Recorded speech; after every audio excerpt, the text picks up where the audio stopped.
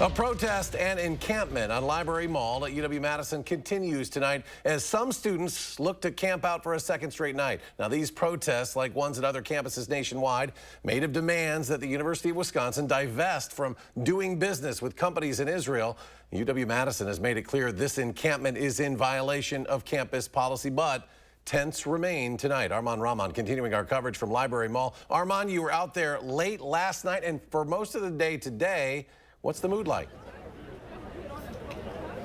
Yeah, Eric, the mood here today is definitely a lot calmer than it was at the same time yesterday. However, the crowd has grown a little bit as the night has gone on. I still have seen little to no presence from law enforcement here. However, it seems like a Madison Fire Department truck has pulled up for what appears to be a fire alarm at the Red Gym. However, that has not spilled over here into Library Mall just yet. Now, protesters tell me the UW administration has given them a new timeline to remove the tents, but they wouldn't share with me what that timeline was. But Governor Tony Evers today told reporters that while he believes these students are out here in good faith, those tents have got to go.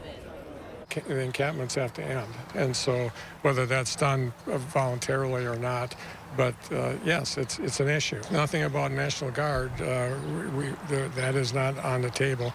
But we've had conversations all during this several days that this has been happening, and we'll continue to do that, and hopefully we'll have peaceful resolution. Now, Evers says when he was a freshman here back in 1969, he too did get involved in protest. And just a little bit here later on in the 10 o'clock show, I'll explore a bit of the university's history with student demonstrations. For now, live on Library Mall, Arman, News 3 Now. Arman, thank you. And the conflict in Gaza has an extremely complex and layered background. It dates back decades between Israel and Palestine. Many students and community members are voicing their support for Palestine. There are other perspectives on the conflict and the encampment in support of Palestine on the UW-Madison campus.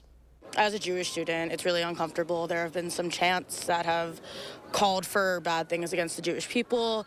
I've been called many names. I've been barred from walking across the public campus.